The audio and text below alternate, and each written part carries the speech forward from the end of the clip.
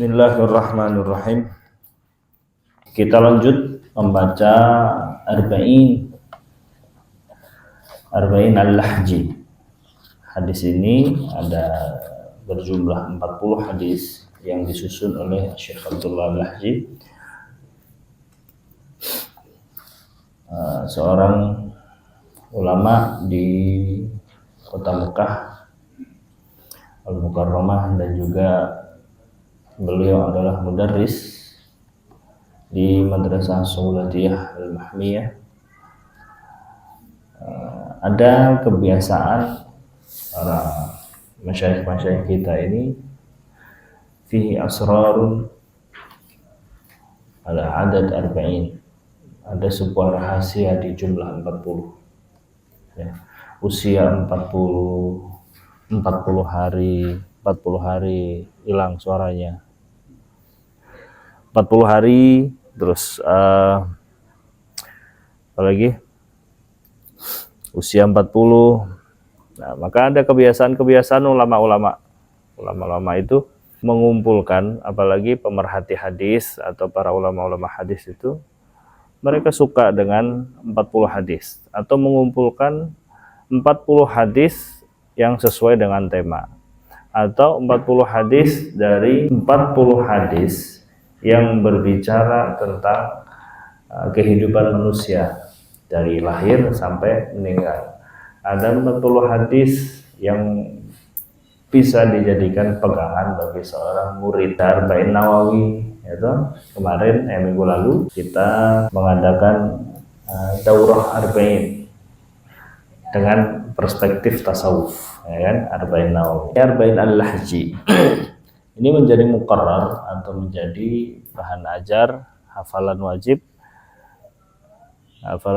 di Madrasah Saulatiyah. Saya tekankan untuk agar bisa dihafal atau minimal faham. Ketika disebutkan hadisnya la yadkhulul jannata qati'ur rahimin, oh ya, ada hadisnya, bisa berbicara tentang hal-hal tersebut, karena ini sudah mencakup semua dari awal hadis atau hadis yang pertama. Apa hadis yang pertama? Khairukum man ta'allamal Qur'ana wa 'allamah. Nah, nanti di akhir man akhira kalamuhu la ilaha illallah dakhalal jannah. Mati berarti kan. Jadi berbicara tentang kehidupan sampai kematian gitu. Nah, kita sudah hampir di penghujung ini. Kita sudah sampai di hadis ke-34. An Anas radhiyallahu anhu qala Rasulullah sallallahu alaihi wasallam ma akrama syabun syaikhan li sinnihi illa qayyadallahu lahu man yukrimuhu inda sinnihi, rawahu Tirmidzi. Coba siapa yang bisa mengartikan ini? Coba. Al-haditsur rabi' wa salasuna, hadis yang ke-34. An Anasin radhiyallahu anhu qala, dari Anas radhiyallahu anhu ia berkata, qala Rasulullah sallallahu alaihi wasallam, Rasulullah sallallahu alaihi wasallam bersabda, ma akrama syabun syaikhan li sinnihi, tidaklah seorang pemuda memuliakan orang tua karena usianya, illa qayyadallahu lahu, kecuali Allah akan menetapkan baginya mayyukrimuhu inda sinihi, orang yang akan memuliakannya di saat dia telah tua. Rawahu Tirmidzi. Masya Allah, tamam. Hilang suaranya lagi. Yaudah, nggak pakai ini, kedengaran nggak? Begini kedengaran nggak? Jelas. Yes. Ahmad dengar nggak? Aman juga. Ya, daripada naik turun. Habis baterai. Ya sudah, nggak usah pakai ini. Artinya tamam. Artinya ya memang seperti itu. Jadi di dalam hadis ini seolah-olah Rasulullah ini mengatakan bahwa ada sebuah tuntunan atau arahan dan dorongan bagi anak-anak muda, terutama anak-anak muda dari kelompok Islam, orang-orang Islam ya. Dorongannya apa? Tuntunannya apa? Untuk memperhatikan para sesepuh kita. Generasi sekarang banyak, terutama dari Gen Z, ini sudah mulai tidak memperhatikan sopan santun, tata krama, budi pekerti yang baik kepada orang yang lebih tua. Apalagi kok sudah sepuh.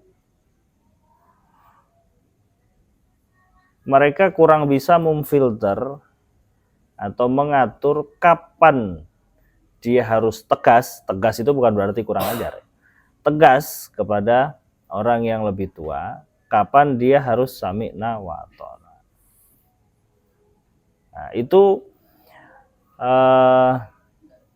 bisa dikerjakan dengan rasa sebenarnya.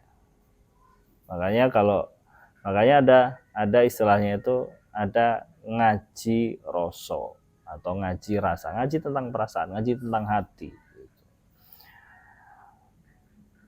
Sama ketika kita berbicara malam hari, kita ketok rumah orang jam 12 malam, boleh nggak? Kita bertamu jam 12 malam, boleh nggak? Nggak boleh. Siapa yang nggak boleh? Kita bertamu boleh nggak? Bertamu aja. Bertamu boleh. Bertamu bagus. Tapi ketika tengah malam, normanya tidak boleh. Nah itu. Rasulullah SAW di dalam bersikap itu sudah bukan kelasnya melihat ini boleh, ini tidak boleh. Oh ini halal, ini haram. Hukum Allah itu udah, syariatnya Gusti Allah. Tetapi apa yang diajarkan Rasulullah kepada umatnya adalah tidak hanya sebatas boleh dan tidak boleh, tetapi ada yang boleh tetapi tidak patut. Contohnya tadi, kita bertamu boleh, tetapi jam 1 pagi patut nggak? Nggak patut. Ini norma. Nah, Rasulullah itu sudah mengajarkannya itu di situ. Gitu. Jadi tidak semua yang boleh ini terus boleh dikerjakan. Nah, anak-anak Gen Z itu rasanya di situ sudah mulai berkurang. Lah kan boleh, aturannya boleh, ya sudah. Nah, begitu. Ya. Nah, hadis ini mengajarkan kepada kita bahwa para generasi muda ini khususnya untuk lebih memperhatikan bagaimana tata krama, bagaimana perilaku kita kepada orang yang lebih tua. Nah, di sini ada diksi atau kalimat akrama dari kata karoma. Baru beberapa hari yang lalu di tempat yang lain saya juga membahas atau menyinggung tentang sifat karim. Karim ini kan dermawan, memberi. Nah, ketika kita berbicara dermawan, akhirnya dibagi lagi. Ada sakha, ada jud, ada karam, ada isar. Kan kita berdoa nih, ada kan? Sakha, wal judi, wal karami, ada itu ya. Itu beda-beda ini. Ahli bahasa ini membedakan. Ujungnya semua itu bermakna dermawan. Orang yang karim itu dermawan. Orang jud juga dermawan. Orang sakha juga dermawan. Tapi sakha itu kalau kita minta, ada orang minta kita ngasih, itu sakha. Jadi dermawan itu ada 4. Kamu catat. Dermawan itu ada 4. Yang pertama sakha. Sakha itu orang meminta, kita ngasih. Misalnya, Ahmad, saya butuh nasi 1 piring. Oh iya, sebentar. Dikasih nasi 1 piring. Sakho namanya. Ngasih. Ya. Yang kedua, jud. Kan ada karena Rasulullah Shallallahu Alaihi Wasallam ahsanan nasi wa ajwadan nasi wa asja'an nasi. Ajwad dari kata jud. Jud lain lagi. Jud itu misalnya, nama kamu siapa? Istar. Istar datang nih, ketok-ketok kamarnya Ahmad. Badan lemes gitu. Ya. Ahmad ini lihat Istar, udah begini. Istar, kamu belum makan ya? Sini. Nih, makan. Ya. Istar datang tanpa bilang apa-apa. Dalam kondisi lapar, tapi belum bilang apa-apa. Ahmad ini ngerasa, oh Istar ini kelaparan nih. Diambilin makan, dikasih makan. Jadi memberi tanpa diminta. Nah, jud itu memberi tanpa diminta.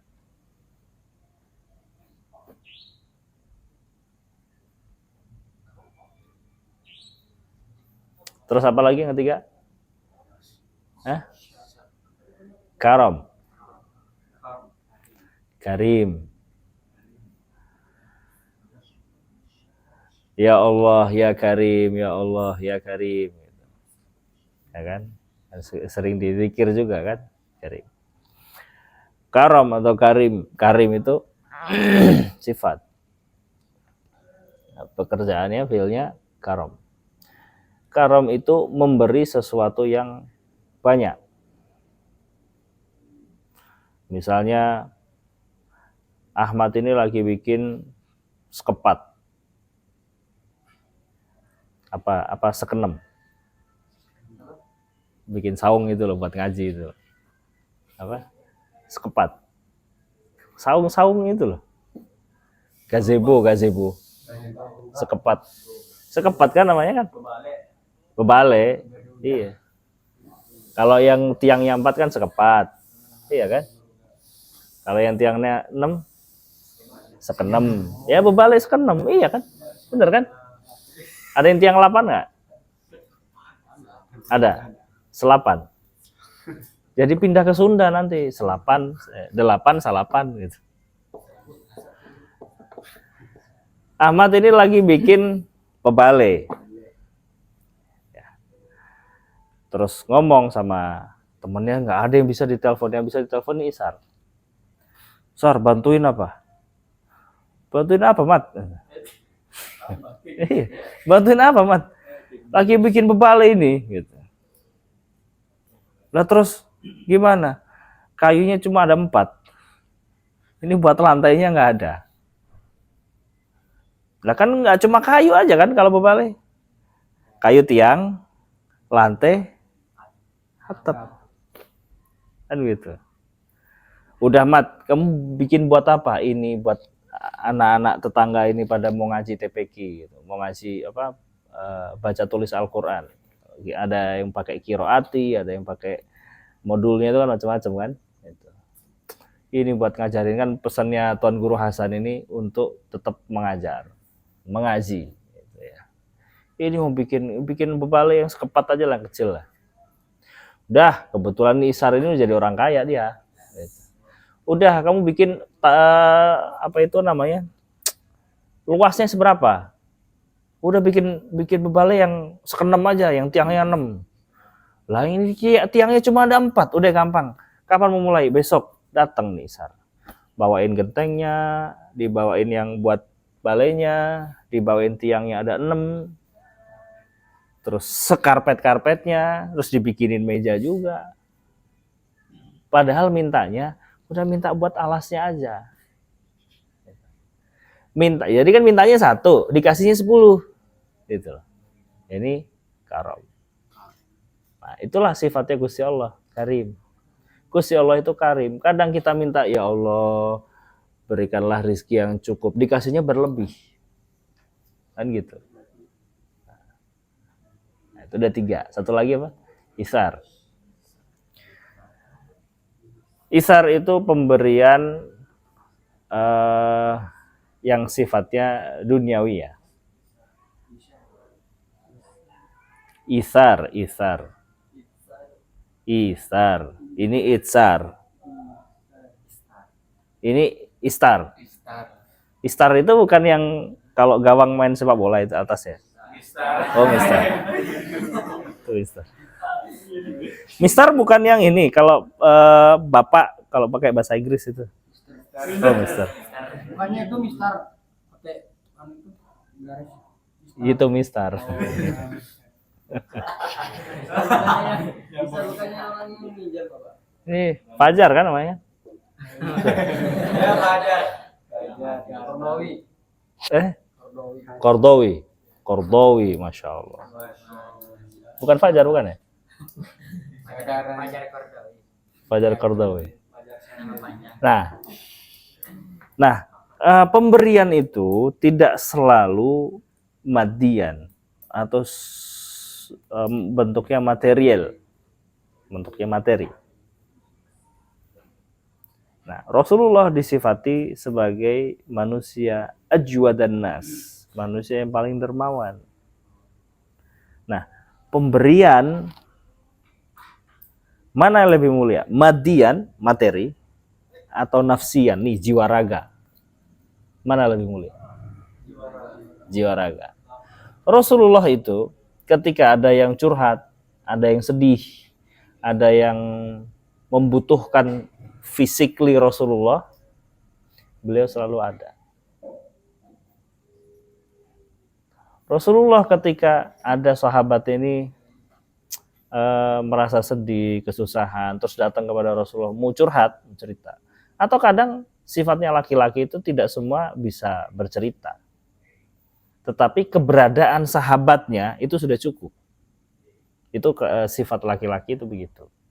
Nah, pernah juga Rasulullah itu didatangi oleh salah satu sahabatnya,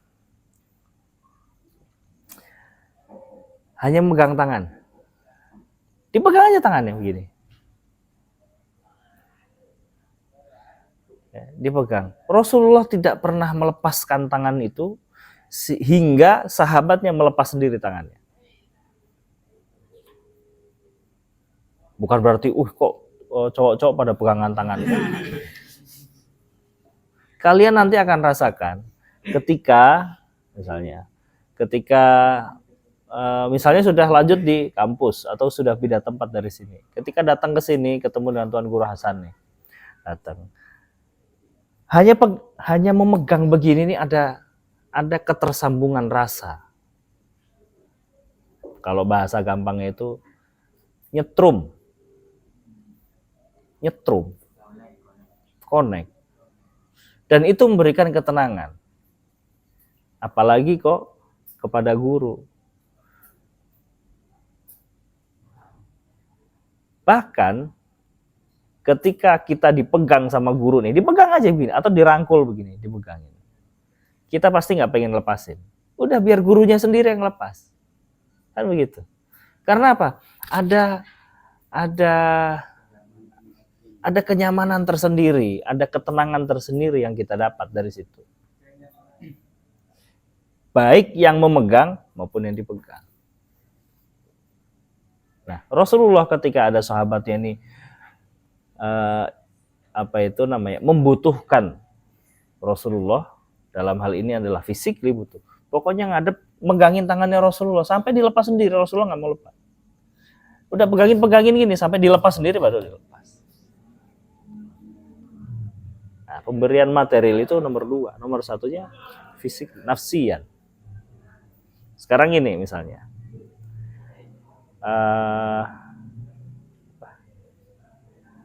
Sar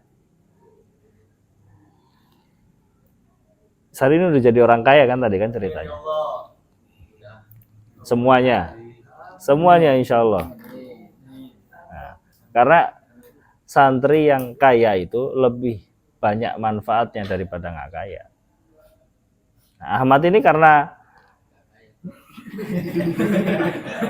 baru pulang dari belajar lah ya, karena baru pulang. pengennya ini kan berkeluh kesah. Bro, gimana ini? Apa yang harus aku lakukan?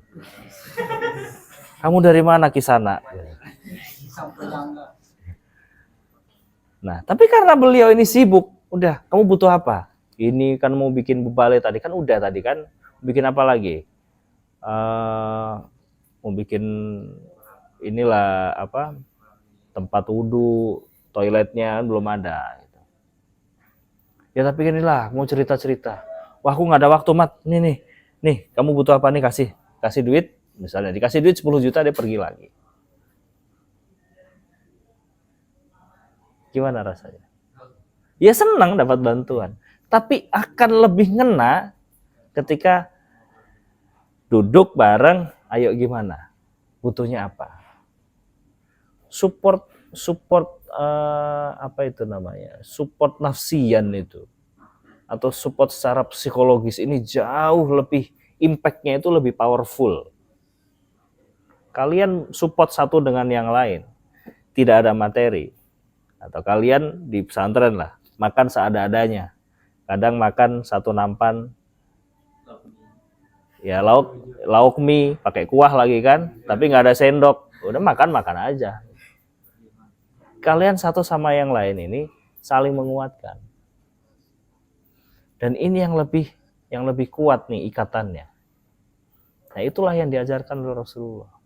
Nah, makanya kenapa kok saya singgung ini? Karena kalau ihsar ini sifatnya adalah pemberian madian, sifatnya adalah duniawiyah. Kalau jud, karom, sakha ini bisa dengan cara yang lain. Ma akrama syabun syaikhan li sinnihi. Tidak ada orang yang memuliakan seorang anak muda yang memuliakan orang yang lebih tua kecuali Allah utus baginya atau Allah akan wakilkan seseorang baginya man yukrimuhu, orang yang akan memuliakan dia juga inda sinnihi, ketika dia berusia. Nah, di sini juga ada penekanan atau ada gambaran ya. Ada beberapa poin yang bisa diambil dari hadis ini. Yang pertama adalah perhatian. Jadi syariat Islam ini, Rasulullah dalam hal ini Rasulullah menyampaikan bahwa ada perhatian terhadap kelompok-kelompok kelas-kelas sosial. Ya kita di tengah-tengah masyarakat ini, di komunitas ini kan ada golongan anak-anak remaja, ada golongan orang dewasa, ada golongan perempuan, ada golongan orang tua. Perhatikan. Rasulullah di hadis yang lain juga khairukum li ahlikum. Ya kan? Sebaik-baik kalian adalah yang paling baik kepada keluarganya. Maka ketika di sini di dalam hadis itu Rasulullah mengajarkan kalian itu berbuat baiklah atau berperilaku baiklah kepada istri-istri kalian. Itu ajarannya Islam. Karena Islam datang itu justru mengangkat harkat dan martabat serta derajatnya wanita. Bukan kok merendahkan. Bukan kok menjadikan wanita ini kelas 2 di dalam status sosial. Jadi kesetaraan gender laki-laki dengan perempuan itu sebenarnya ajaran Islam itu ya begitu. Kan di ayat Al-Quran juga ada itu. Gimana ayatnya? Inna akramakum indallahi atqakum. Yang paling mulia di antara kalian itu yang paling bertakwa. Bukan laki, bukan perempuan. Pokoknya yang bertakwa ini yang mulia di sisi Allah Subhanahu wa taala. Kok yang lebih bertakwa yang perempuan, ya perempuannya lebih tinggi derajatnya di sisi Allah Subhanahu wa taala. Itu satu. Yang kedua, ihtiramul kabir li sinnihi la li amrin akhar. Kadang kita secara budaya ini, ajaran turun-temurun, kita diperintahkan untuk menghormati yang tua. Yang tua aja harus kita hormati. Apalagi kok tua berilmu. Kewajibannya dua. Kita menjunjung tinggi karena beliau adalah orang yang tua secara usia. Yang kedua, karena beliau ini mulia dengan ilmunya. Ada lagi dimuliakan karena apa? Atau kita wajib menghormati apa? Udah tua, pejabat pula. Ya sama pejabatnya kita hormat. Nggak boleh kok terus pejabat langsung buang muka gitu. Ini nggak. Dibilang ini pejabat tohut. Nggak boleh, Pak. Nah, kan ada yang begitu kan. Pemerintah togut tuh ngawur. Ditogut-togutin. Atiullah wa atiur rasulah wa ulil amr. Harus taat. Nah, masyarakat itu boleh memberikan masukan-masukan kepada pemerintah, ya boleh. Artinya kritik-kritik membangun gitu, bukan melawan sama pemerintah. Gitu. Itu ajaran Islam. Nah, poin yang ketiga yang bisa diambil dari hadis ini adalah diberikan balasan bagi orang yang memuliakan orang tua ketika dia tua. Kalian memuliakan orang tua ketika nanti tua sudah dapat balasan. Tidak hanya sekedar tambah timbangan pahala saja, tetapi ada balasan yang konkret ketika tua nanti Allah akan kirim orang-orang yang akan memuliakan juga. Ya kan? Seperti sedekah.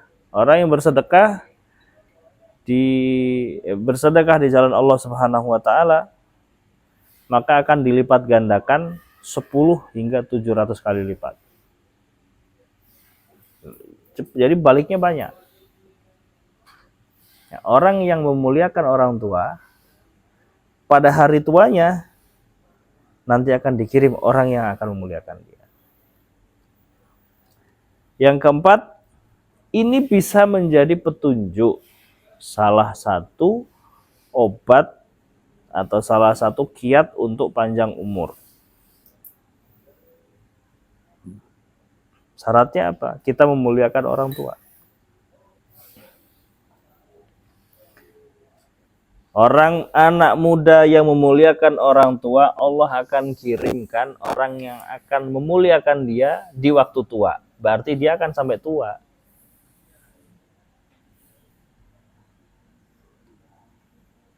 Jadi salah satu kiat untuk panjang umur adalah kita menghormati dan memuliakan orang yang lebih tua. Ketika kita beda pandangan, ada cara-cara yang cara-cara yang baik ketika kita berbeda pandangan. Beda pandangan bukan berarti kita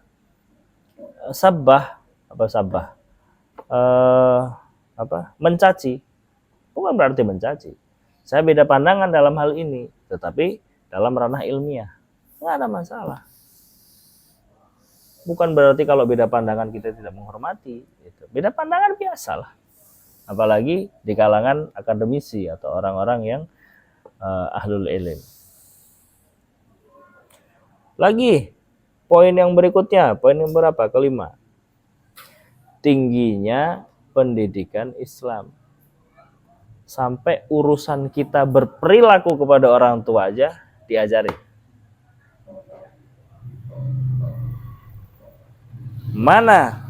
Ajaran mana yang mengajarkan mulai dari bangun tidur sampai mau tidur, dari mulai bangun tidur sampai mau tidur, terus adab kita kepada tetangga, adab kita kepada tamu, adab kita kepada orang yang lebih tua, bagaimana perlakuan kita kepada keluarga, kepada istri dan lain sebagainya.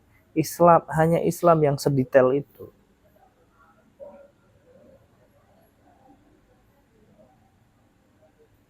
Semuanya loh, mulai dari bangun tidur sampai mau tidur. Sudah diajarin semua.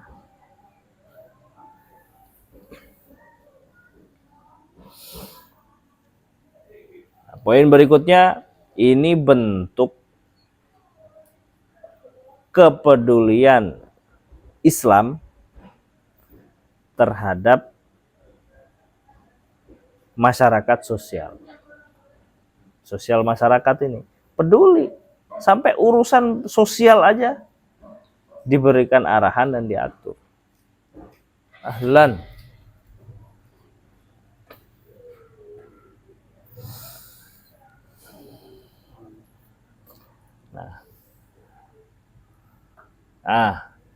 Maka jadi sudah bisa difahami ya, bahwa salah satu, ini tadi poin-poinnya, salah satu kiat untuk awet muda, untuk panjang umur adalah menghormati yang lebih tua. Kalau mau panjang umur, hormati yang lebih tua. Mau rizkinya luas, silaturahim. Apalagi silaturahim kepada yang lebih tua. Jadi dapat semuanya.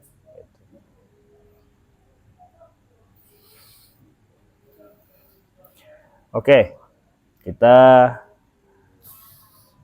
cukupkan sampai di sini. Sebelum ditutup, kalian nulis resume pertemuan hari ini. Waktunya 5 menit. Apa yang kalian tangkap? Kalian tadi mengcapture apa ini? Pertemuan ini tuangkan di dalam tulisan. Oke, subhanakallahumma wa bihamdika asyhadu an la ilaha illa anta astaghfiruka wa atubu ilaik. Assalamualaikum warahmatullahi wabarakatuh.